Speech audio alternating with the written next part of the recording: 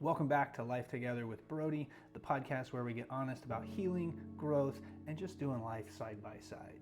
In today's episode, we sit down with Lindsey, a young woman who's been through the thick of it. Depression, anxiety, PTSD, you name it. Since her teens, she has struggled, tried medications, done therapy, lots of different modalities that we get into and talk about her journey. And like so many others, she was doing the best she could just to survive. But when her therapist encouraged her to try something new, a full 28-day protocol with the Theta Pod, everything for Lindsey shifted. What you're about to hear is a story of deep transformation. Lindsey opens up about what she felt, what she feared, and how the Theta Pod helped guide her back to herself. If you've ever wondered whether a real change is possible when you're stuck in survival mode, this episode is definitely for you. So let's do some life together and listen to Lindsey. Today, I'm talking with Lindsey Glasgow. Is that how you say it? Glasgow, yeah, like Glasgow. Scotland. Sweet. Yeah. And last episode, talked with April Hart, learned about Theta Pods. You recently did the 28-day full-on Theta Pod experience. Yep. I want to quickly give us a little overview of what helped you gravitate to choosing to do the Theta Pod, and then I kind of want to go back and go, cool, give us your story of how you got there. Okay. So that first, I heard about a Theta Pod, thought I'd give it a try, what was that like for you? I just learned about the Theta Pod maybe months before. Okay. At the most, before I actually tried it myself. Earlier this year, I started seeing a therapist who specializes in like trauma-informed treatment. I had never worked with like a trauma specialist before. Okay. And she kind of changed the game for me. I'd been going to therapy for years, but she herself had done a 28-day protocol with April and the Theta Pod when April was just getting started. So she told me about it, and she had been through similar situations as me, and she really benefited from the treatment. And like I think April said in the last episode, those personal testimonies are everything, and that's why word of mouth is so important in her business. Yeah. So I already kind of had that trust built with my therapist, and okay. Yeah. You are, I don't like asking, what your age is, but you're in your mid-20s. Yeah, I'm 28. So okay. I don't know if I can say that still, but you can say whatever you want. And how long had you been, we'll say, struggling with different mental health issues? Started in teenage years. I mean, when did you start getting treatment? What did that look like? How did the progression of, because you're teenage into a young adult and into adult life, as you were talking about it when we first met, I was like, good night. That's a lot. Yeah. And you managed for a long time. Yeah. So give us some of that history so that we really can kind of put into perspective here. Sure. So I'd say I probably started to feel my first feelings of depression when I was 13, 14, so I started pretty young, and 13, 14, 7th, 8th grade. Yeah. And that tough also years, tough years for young ladies. Yeah, I underwent a lot of circumstantial changes. I was moving around from mom to dad, different states, changed high schools a few times. And really in my teenage years, I tried a handful of different modalities during that time, and for depression. Yeah, anxiety? so I guess did you get a formal diagnosis? Yeah, I've gotten a few over the years that most of them make sense and most of them I have accepted, but I believe the first one was depression. Okay. Generalized anxiety disorder followed. That started to get really bad when I was in high school. Also developed an eating disorder in high school, and I dealt with that for years. All the while, I also am experiencing pretty intense symptoms of ADHD, but I didn't know, and it was untreated. I did not get tested until I was about 18 or 19. Okay. which my mom actually had ADHD and was treating it with Ritalin for years, from the time she was maybe like 6 years old. So, yeah. Oh, wow. So, yeah, I went undetected. I guess, I was not. Just you were navigating. Yeah, I wasn't very enough. hyperactive. It was more inattentive, so it was kind of flew under the radar. Also, kind of during the same time period, my mom was facing like some serious substance abuse issues, and there were different multiple suicide attempts in the family. That's an enormous amount of stress and like real heavy emotional, just powerful emotional stress in a house, yes. in a home, yes. for a young person to have to make sense of and then figure out. Yeah. And navigate. Yeah. That's really tough. A lot of trauma, which I am comfortable saying now, but it took me 10 years to realize that that's what that was, and that's what I'm experiencing now, and what I have been experiencing in my 20s is complex PTSD, which I didn't realize until this year. So share a little bit about how you understand that. So I started seeing a new therapist like earlier this year. I mentioned her. She was the one who told me about the Theta Pod. She teases me a little bit because when we had like an introductory call before I started seeing her, she was like, these are the areas I specialize in. I'm trauma informed, and I didn't even know if we were compatible at first. Like I wanted to make sure like we would both get like the most out of it. And I said, trauma isn't really in my vocabulary. I don't really use it to describe anything that has happened to me. And now she's like, remember when you said that? And there's been such a huge like psychoeducational component since then. But so just the significant events in your life, or even ways of being in your life, and I'm just using my language, didn't have the skills at the time to like deal with them in any kind of effective way. So correct. Not being able to cope with and navigate an intense situation creates a trauma. Yes. Right? Mm-hmm. And then whatever we do to survive is what we do to survive that trauma. And I would say like from clients that I work with, it just feels like that's just normal. And that like, okay, that's just how it is. But you've learned that that's not, that there's ways of actually thinking and understanding these situations differently so that you don't carry that emotional attachment to these very difficult situations. Yeah. And it's really interesting and unique for different people. What could cause one person to be in trauma versus someone else. The same thing can happen, and because they might have different skill sets or different ways of seeing the world, one might get quite traumatized by it, and someone else might not. Yeah. So it's very unique to a person. Yeah. And it's hard to, I see it's hard to grasp and then articulate. So I like that your counselor teases you a little bit. Yeah. I do that sometimes. I liked what April said in the last podcast too, where she was saying that, I think part of me not being able to identify with the PTSD was that, well, there's just not conversation around it. Like, it is highly associated and connected to veterans, and I would say that it might be fair to state, that most, if not every combat soldier has PTSD, but not everybody who has PTSD is a combat soldier. Right, yeah. Yeah, we go through traumatic things periodically. Yeah. Potentially, right? Life can be overwhelming. Yeah. And I had done things over the years, to kind of work through, and I did, and that work it didn't do.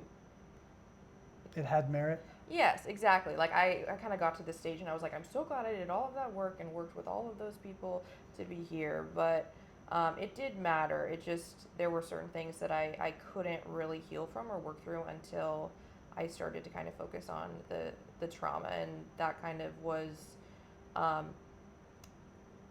a little easier to do because I had shared with you that I had taken a break from law school. I did about 1.5 years, and I had a lot of traumatic events happen during that time. And one of the major side effects of that, or that just kind of happened during law school, is that I started to struggle with substance abuse, and was misusing stimulants that I had used appropriately for years, and that it seriously affected the world around me and my life and how I viewed my trauma too. So you have this history of off and on counseling, medication as well. Yeah. Other treatment approaches, starting as young as like 14. Yeah. Going for some time. Tell me if this is applicable for you. One of the things that I talk with, especially parents, about is it's hard to pinpoint like what the problem is, like what's underlying certain behaviors, and we think that we know, or we think that I'm a parent, and sometimes I think my kids are good because they're navigating the basic stuff. Yeah. And I, sometimes I'm navigating the basic stuff and I'm not great. So it's a tough thing to measure. So what helped you figure that out? That despite being able to like go to college, get into law school, right? Like you're doing the things that like we can check off the list of like, nah, she's growing up and like taking on the world. Does that make sense? No. Kind of seems like, well, if their kids are doing these things, then what are we worried about? Yeah, that resonates a lot with me actually, because I was high functioning in a lot of moments, and I think something that was really frustrating for me in the last 1.5 years, 2 years, when I really hit bottom, was that I did kind of feel like I was asking for help, and I felt like I was being met with not that the people around me didn't love me or support me, but it was very much like, she will be okay. She's always been okay. Kind of like the student in class that is worried about the test they just took, and you're like, shut up, you always get an A. Like, yeah. you're like, calm down. Like, but the stress is real. The rest of us, of us dummies, like, Yeah, whether you get an A or not, exactly. You can have stress either way. So I kind of, I did kind of feel like, it was just kind of an assumption, or because I was high functioning, people were like, she's okay, and I was not okay. Right. So I just wanted to point that out, like as a message to send out. Just because someone is, we'll say, like attending to their responsibilities and maybe even progressing in those, that might have nothing to do with how they feel internally. Yeah. And I know like that's where, and especially for teenagers, it's hard to understand myself as a teenager and then express that to someone else. Not only is there insecurity, but I don't always know. Yeah. I don't always know what my struggle is. I just know that I hate the world, or that I'm frustrated, or that I just don't feel good. I'm doing all these things and I still don't feel good. Yeah. And yeah, if I could interject, like, I mean, I know I was high functioning for a little bit, but I want to emphasize that it became impossible to maintain that facade, and the ways I was managing it is that I wasn't. Like, you just keep pushing it off.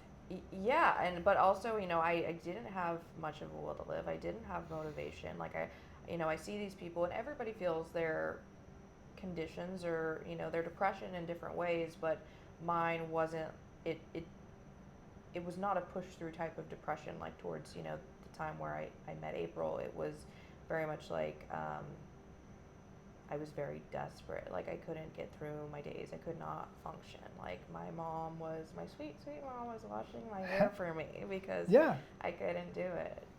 When we get to that space, and I think it's important to kind of like bring some of this up, is when someone's depressed, their self-esteem is at its lowest. Their self-confidence is at its lowest. And when those things are really low, it's hard to convince myself or even remind myself of the stuff that I've that I've done or that I'm capable of. So even doing the menial basic tasks of a day seem not worth it. Yeah, What's the point? That.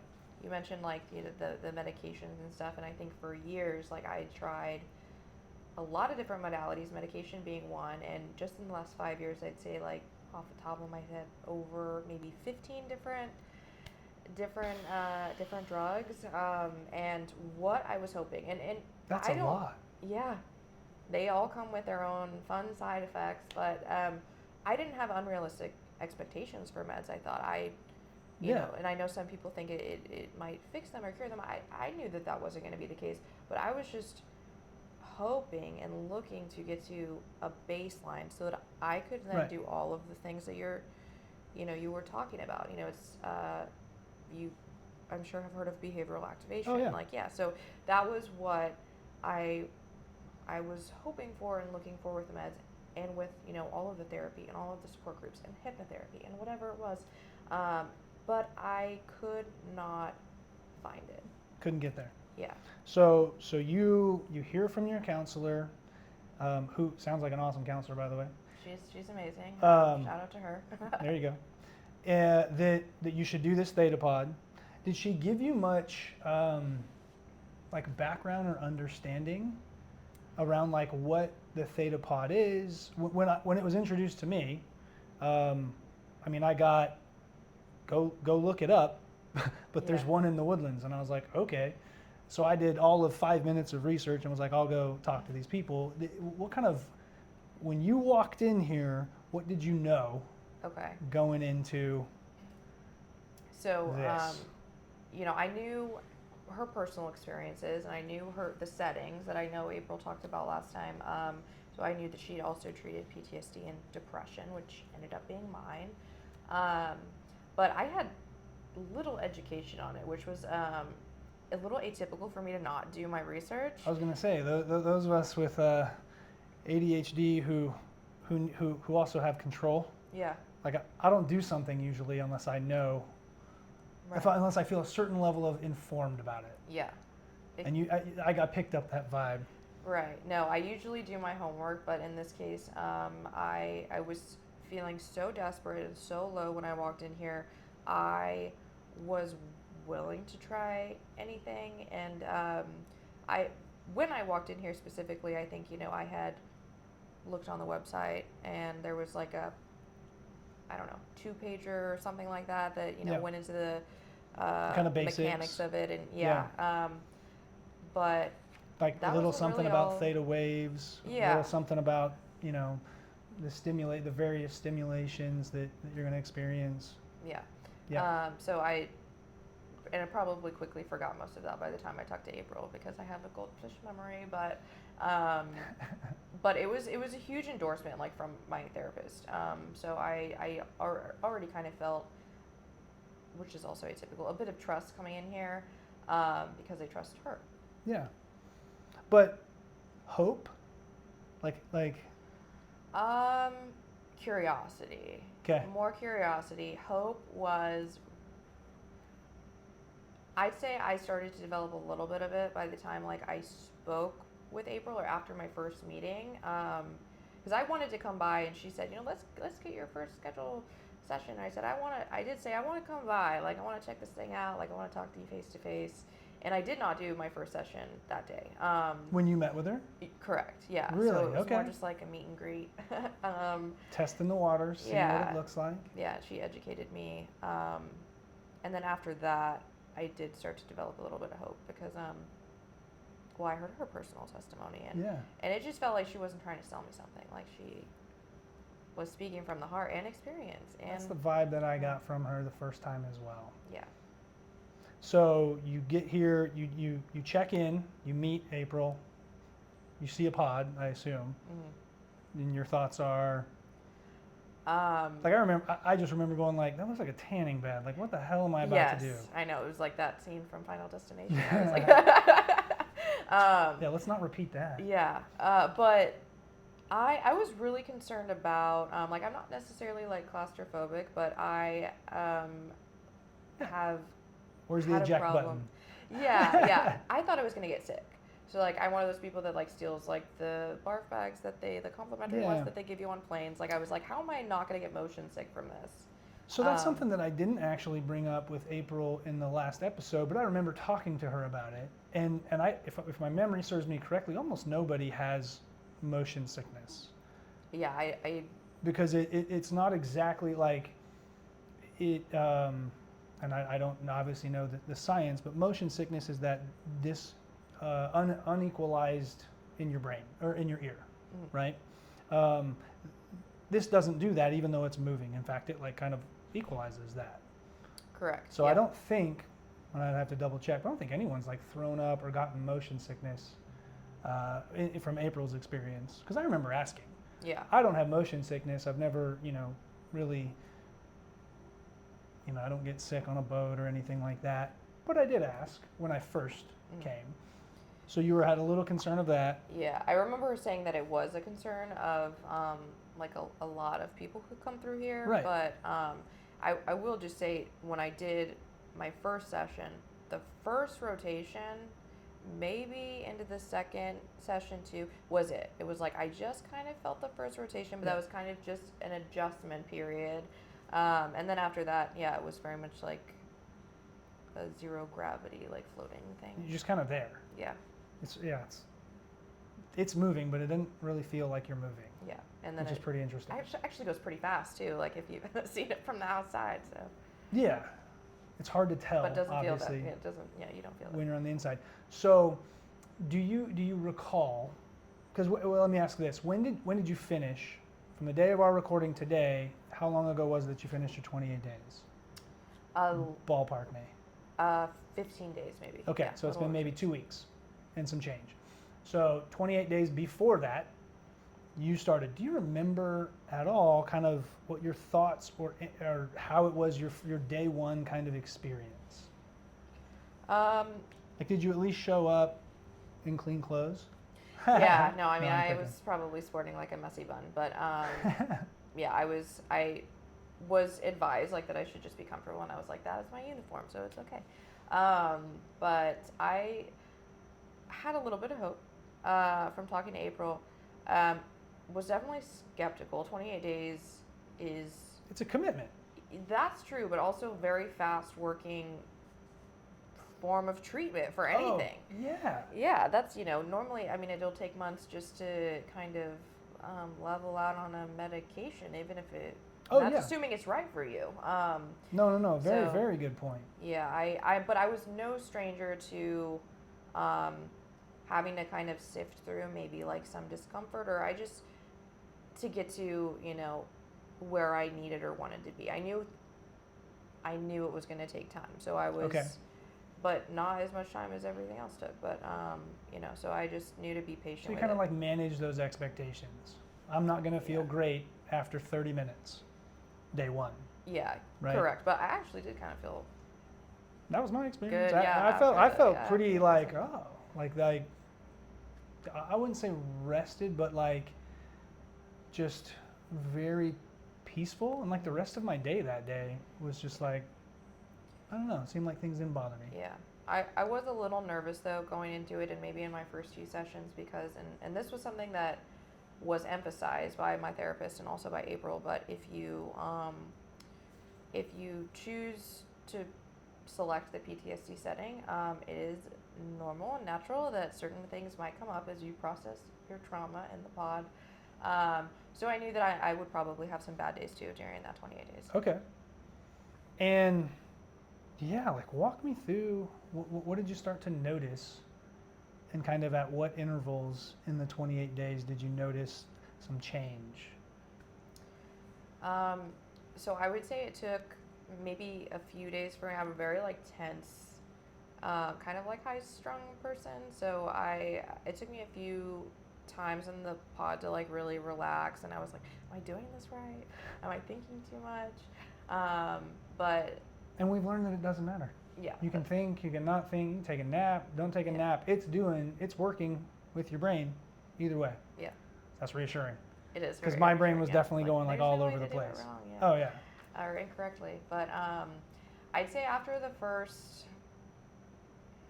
after the first week, like I was feeling okay. I maybe had like a day or two that was bad, but I also knew that the days where I was feeling worse, it was nothing more triggering or nothing worse than I felt like in the past like year or in the past like several months. Okay. So, so you've been living at this level and never went below.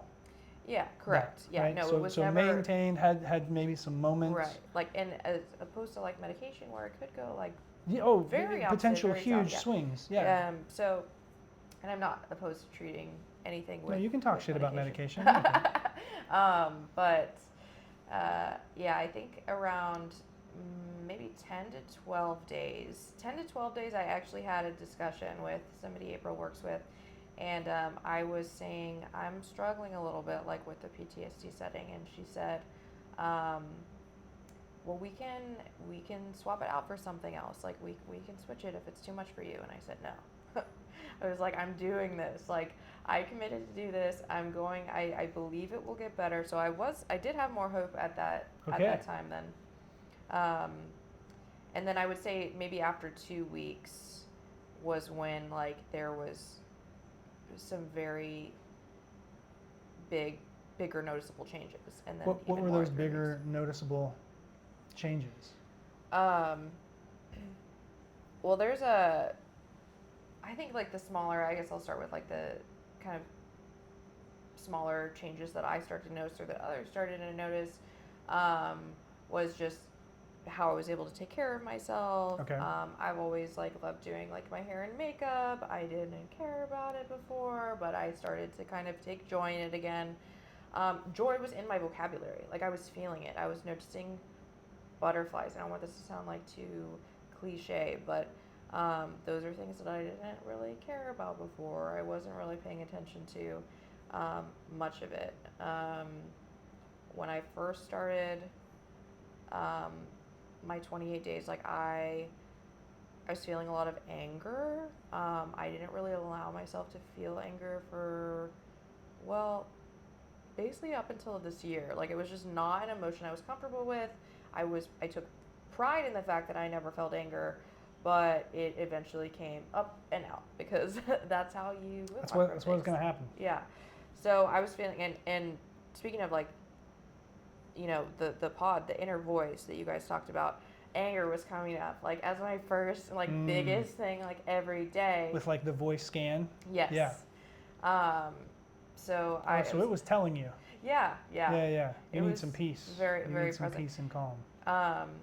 And then it started to shift and kind of like move lower on the totem pole, which is so wild to me, like that they can detect all of that from, you know, just us speaking for 10 seconds. Yeah, I get blown away by the technology. Yeah. I think it's so awesome.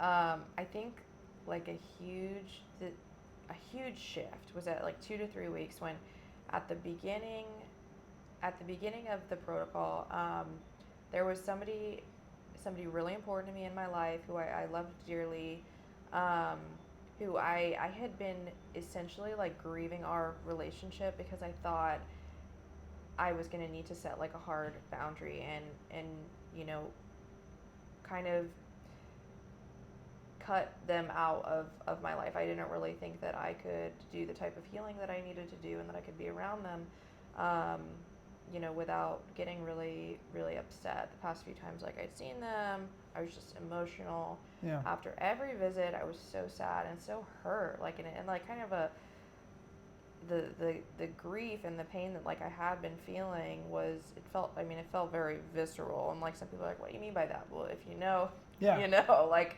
and it's in your body. Yes. Right. Yeah. We feel our emotions in different parts of our bodies. Yeah. Internally. Yeah, and you know, even if you don't know what's happening, that's part of the trauma. Like your body is communicating to you, like saying, you know, you're remembering, your body's remembering something far worse, right? Right. But around 2 to 3 weeks, this figure in my life, you know, contacted me and wanted to meet with me, and I was really nervous about it, but I felt very prepared. And I remember after the visit, like the other visits, like I got in my car and I started crying, but I was crying because I was okay, not because I was not okay. And that felt so good. And it was significant. I mean, that was huge. So had that conversation happened, before you started, it would have been just devastating. Yeah, I mean, the visits before that, had been really rough, and like it was like I was trying to stitch up a wound, but when I'd have contact, it just reopened it. Yeah. So. And so this time, it was difficult, intense conversation, and proud of how you navigated it. Yeah, I was like, I can. You can do tough things. Yeah. Yes, Glennon Doyle. I can do hard things. I can hold boundaries, but I can also, demonstrate my love for this person, without having to completely cut them out of my life, which is not my preference. That's not what I wanted to do. Yeah. But, I can also remember to take care of myself, and I don't have to sacrifice any part of my health, to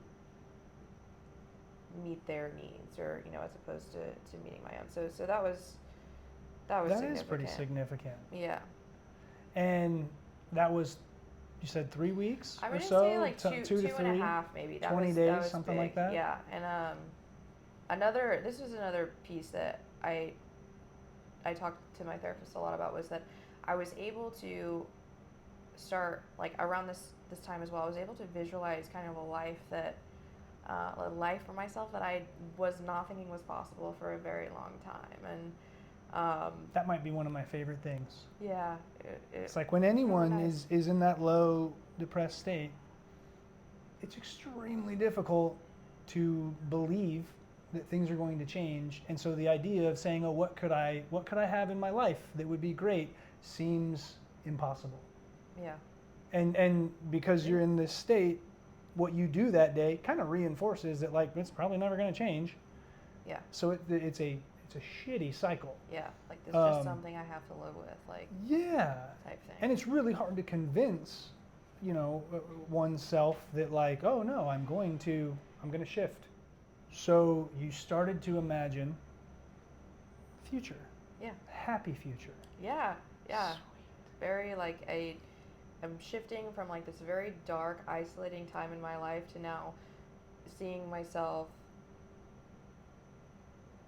not only like as a joyful person, but like with all of my loved ones, like kind of us all. It sounds very cheesy, but like kind of us sharing like in our joy together and like celebrating together. And that was not something that I really had thought about for a long time, or even thought was possible. Yeah. So kind of feels like I'm alone, so I'm gonna do my thing alone. And the grieving felt like it was over. And there'd been a lot of times, like over the past year, where I thought I was doing like the next right thing, and I didn't do nothing. Like I was trying a lot of other things. Yeah, you learned a lot of coping skills, strategies, things to like help you along the way. I had several moments over the course of this year where I thought, it's done, like it's finished, like now I can move on, like now I can start fresh, now I can do, fill in the blank. But it wasn't until like that point in my 28-day protocol that I knew that like that grief cycle like was ending, and I was healing, and feels good to heal. Yeah. What did other people maybe notice about you over this 28 days? Or did you, aside from the one conversation you had with an employee here, did any of like your friends or family mention anything like throughout your 28 days? Yeah, I think like some of the stuff that I said before about just kind of like starting to be able to take care of myself again, like smiling, just being in a good mood, that was a big one. I think through the course of like the last year or two, and definitely like, when I started the 28 days, I had like a lot of loved ones around me who like believed in me, believed I could heal, believed I could get better, and who I have been during this dark time is not defining me, is not who I am, and then I'll make it through. And I was like, I can't. Like, you can do it. I'm like, I cannot. And it's hard to. It's hard to believe. Yeah, if you don't believe you can do something, it's very hard to do it. But it is helpful.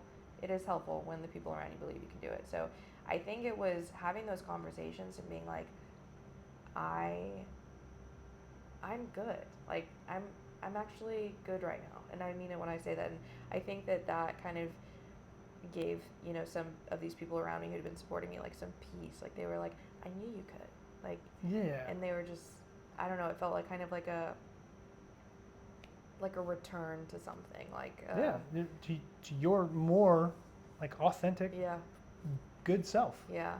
The way I'd been isolating too, and coming out of that was pretty obvious for people, because I was, I was just starting to make more plans, respond to people, have a social life. Yeah, exactly. Yeah, get out. So I had April and write a little just what she noticed, and so I wanted to share that real quick. So this is from April. She said, when I first met Lindsey, she was super anxious and unsure about coming. She was kind of an emotional rock bottom, and she was willing to try anything. She said, you were willing to try anything. But in her words were, just days later, she was walking in smiling, laughing, and gained her confidence back. Truly an amazing transformation in her countenance. Yeah. Thank you, April. Thank you, April. That's awesome. Yeah. Thank you, April, for many things, but. Yeah, when I recently talked with April, not on the podcast, but just out, I encouraged her to get, like, before and after mugshots. Because it's like, there's pictures of me, like, that I have seen, my kids taking pictures or whatever, but, like, where, like, I was at a lower place. Yeah. And, like, you can tell, you can tell from someone's countenance, that just where their energy is, all those things. And when you compare that to a picture when they're doing well, like, that's awesome. Yeah. And sometimes it's hard to, like, see that in ourselves. Yeah, I agree. I don't know if she's actually going to do that. But, I don't know if I would have been amenable to that. Yeah. Starting on day one, it's like, I don't want my picture taken, which is understandable.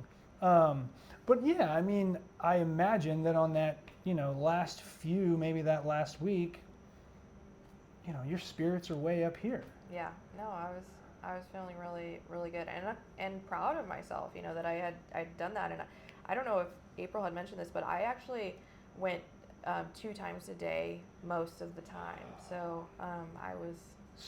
So super commendable, because it's coming every day, right? Like, there's no weekend break. It's 28 days straight when you do the 28-day protocol. And you came twice a day?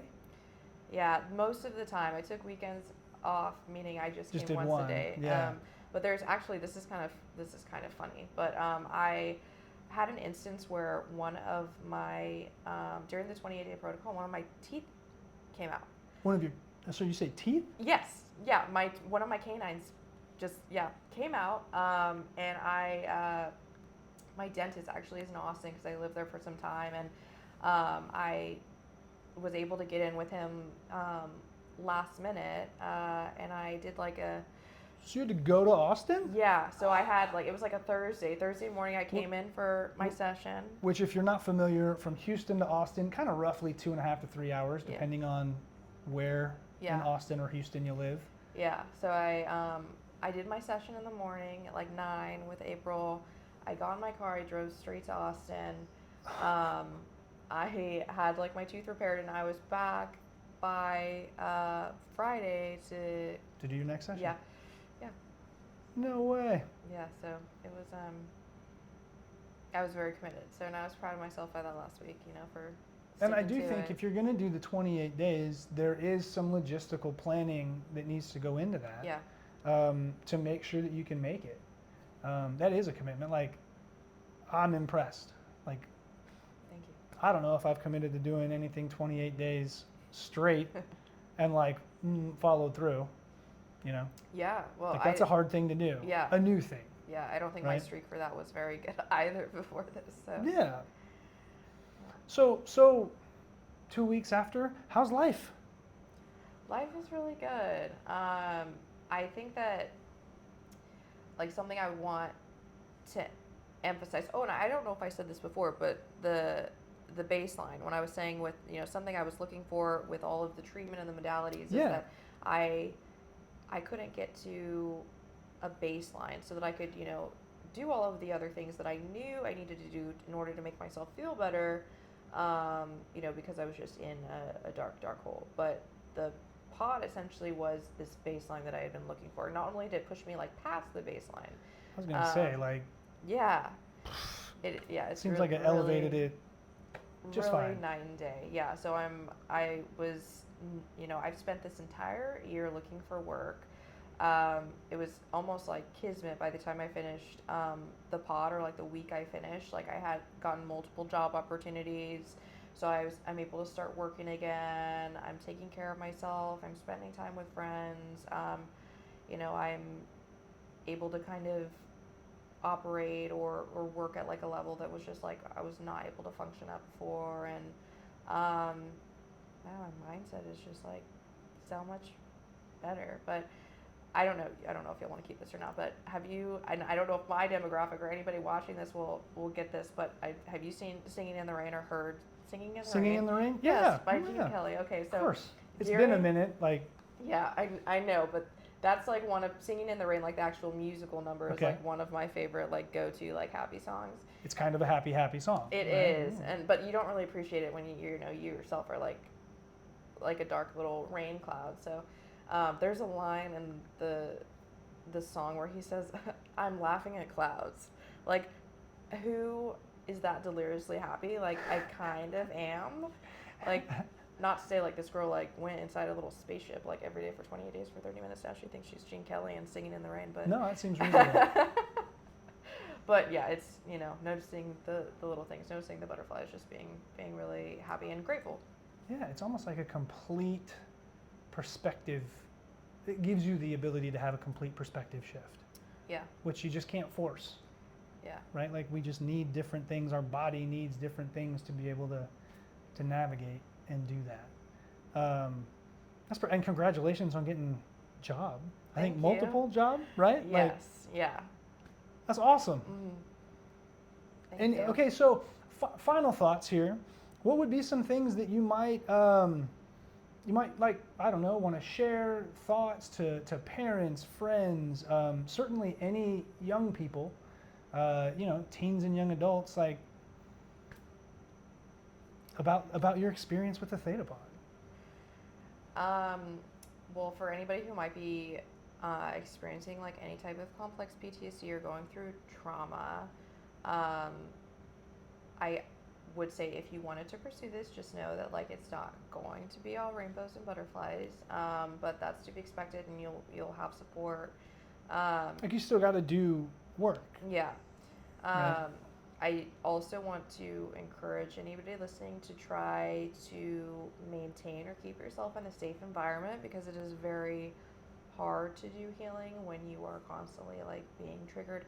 However, I did hear April on the podcast last week say that that there's a circumstantial depression setting too, which I think is really cool. Yeah, kind of like for intense moment. Yeah. Time so periods, I know sometimes like teenagers, like I was there too. I didn't really have an option to change my circumstances. Right.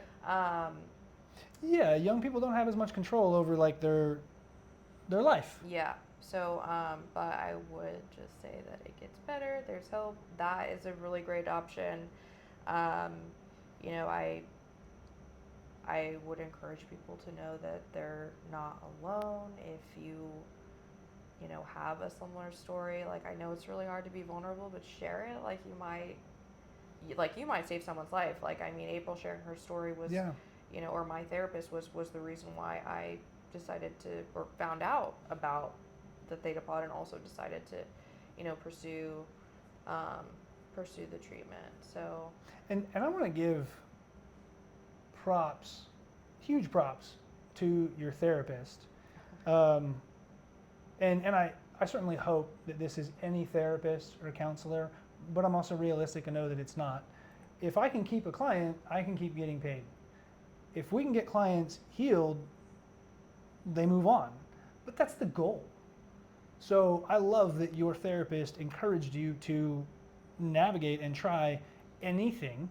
And this happened to be the thing that she was familiar with, that she had tried, and that's going to help. Yeah. Because I think that in the end, like, that's the goal, right? If I'm a therapist, I'm a counselor, my goal is to not have to see you forever. As much as I like you, or think you're great, or whatever, that's the goal. Yeah. And it doesn't mean we still don't need some counseling from time to time, but we can also get that in lots of places when we're in a healthy space. Yeah. So to her, if she's listening, or to anybody who supported me or my loved ones, like, during this time, I would just say, like, you know who you are, and I love and care for you all, and you make my gratitude list every day. So I love that. Thanks so much. Thanks for hanging out. Thanks for having me. And being on the show. Telling your story. Like, I appreciate it. Thank you. It'll help people. Well, thanks for listening to this episode of Life Together with Brodie. Lindsey's story really is a powerful reminder that healing isn't just possible, it's worth fighting for. And if a Theta Pod is something that resonates with you as a way to get your mind and body and brain reset, man, I would jump on that. If you haven't already, go ahead and follow or subscribe to the podcast on your favorite platforms. That way you'll never miss an episode. And if you're enjoying these conversations, share the love. Send this to someone who needs it. Post about us, tag about us. Let's keep doing life together. You can reach out and contact Lindsey. The link to her LinkedIn is in our podcast notes. And until next time, be well, stay real, and thanks for doing some life together.